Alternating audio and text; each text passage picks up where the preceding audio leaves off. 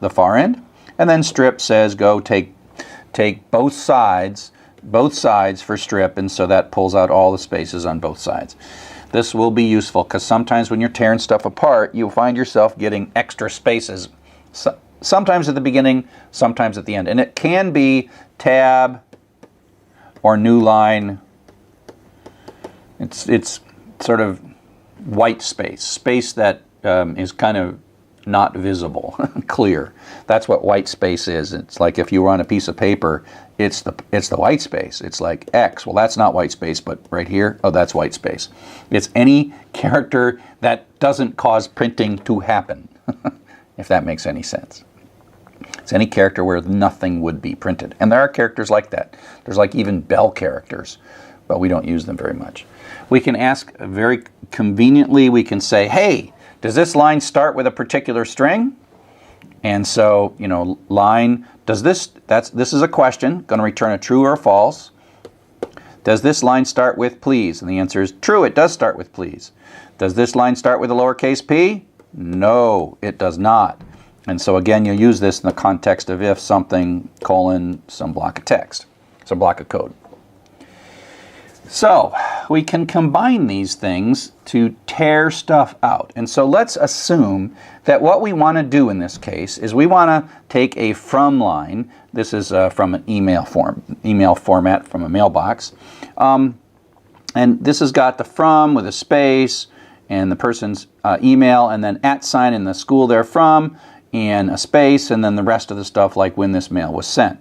And this is a real mail message from this guy Stephen from the University of Cape Town in South Africa. And it's really Stephen, and this really is the first line of a file that you'll get to know pretty well by the rest of this course. Hi Stephen, we like you. You are the example in my class and have been for a long time. People actually who know Stephen have taken this class and they're like, Stephen, I saw your picture in the class. So if you're ever in Cape Town at the University of Cape Town, say hi to Stephen and tell him that you saw him in the class. But okay, that's neither here nor there. What I really want to do is I want to extract his school from this email line. Okay, so now eventually we will do things like the data will come from files, but this is still chapter 6. So this is the data we're going to search through. And so we can say, hey, let's go find the @ sign. Search up to this position and find the @ sign. So data.find @ sign. And give me back where that's at. That's in position 21. It's position 0. Then what we're going to do is we're going to look for the next space after the @ sign. So we're going to start at the @ sign and tell find to start here and look forward until it finds a space.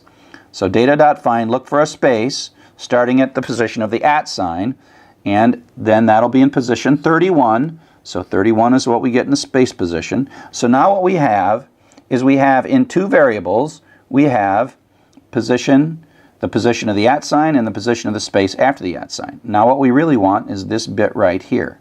So we have to go one beyond the @ sign, and we don't want the space.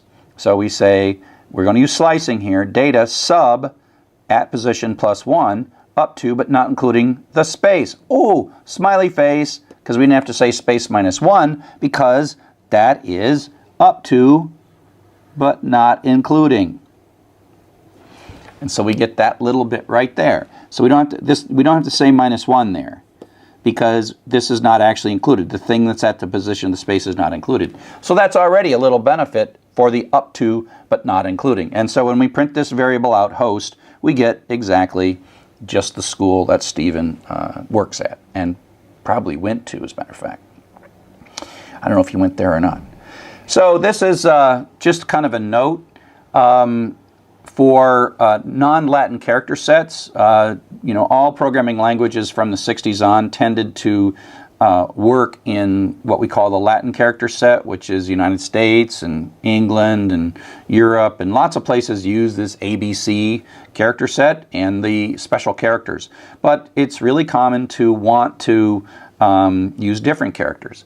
And so if you're going from Python 2 to Python 3, and we'll talk about this a little later when it matters more, luckily we're in Python 3, and so Python 3, one of the big things about Python 3 is that all the internal strings are Unicode. In Python 2, there was sort of some confusion as you went between strings. And this is just a little bit of code, and so I'm putting a in here, some Asian characters, this is Korean actually, Asian characters into X, and then I say what kind of a thing this is, and that is a string, and then there's this Unicode, and this comes from Python 2. If it's a Unicode operation, it's still a string.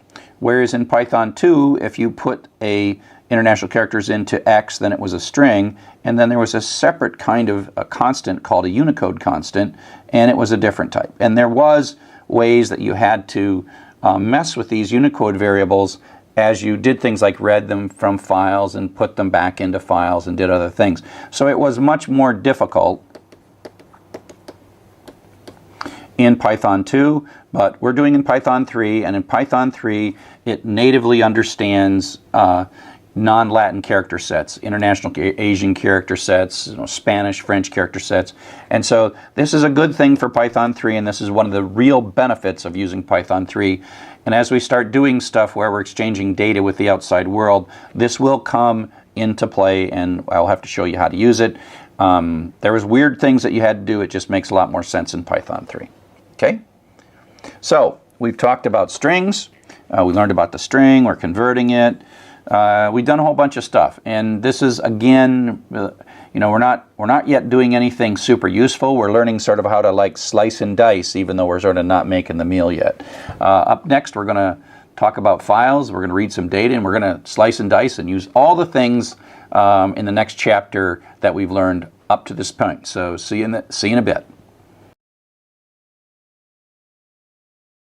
Hello, and welcome to Chapter 7. This is the chapter where it all really starts to pay off. We have been learning bits and pieces and doing little 2 lines, 3 lines, 4 lines of code to learn the basic building blocks of Python and learn some of the syntax and define lots of terms. But now we're actually going to start doing something. So if you look at what we've been doing so far, we're inside this little computer, and you type up, the Python says what next, and you give it its command, and it does something, and you do something else and does something, and you do this 3 or 4 times, unless you write a loop, and then it goes like 10, 20 times, and that's it. And then maybe we write a thing that reads something from our keyboard, gives us something back, and then we write something that prints something out, print a few things out, and so we've been pretty much using the keyboard, the screen, the CPU, and the memory. That's kind of where we've been living. And while it's important to talk to the keyboard and the screen, the real world is things like databases that live out here, files that live on our systems, and connecting to the network and reading data from the network.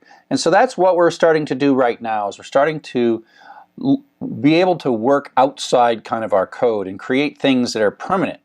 And so we're going to be talking, initially we're going to work on files. We'll later talk to databases and the network and other stuff, but for now we are talking about files. And so really kind of we're stepping out a little bit and reading things that are permanent and creating things that are permanent. The kinds of files that we're going to talk about mostly are text files, and you can think of these as a sequence of lines in a file that are easily read by Python. You've been making text files all along. Your hello.py, that file is a text file too. You're using a text editor to create that file. You put your Python commands in a file, you run those files, and that's what it is.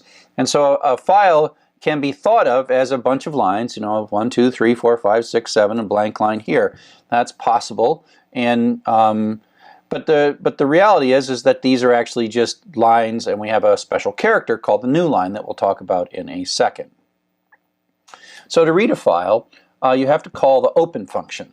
And open returns what we call a file handle. Open doesn't actually read the file. Open makes it possible so that you can read the file. So the parameters to open are, it takes one parameter that's required, which is the name of the file. Another parameter that's optional, whether or not to read it or write it. If we're reading the file, it doesn't harm it. You can read it over and over. If you write it, it actually, if there's already data in that file, it truncates it and writes something. And we're not going to really write files, we're mostly going to read them. And so open sort of, you pass it in a file, it gives you back this file handle, and then you have a variable in which you store it. I often call it fhand to be mnemonic. Just you'll see my code. I use fhand all the time to indicate that that is a file handle. And so if we were to run this in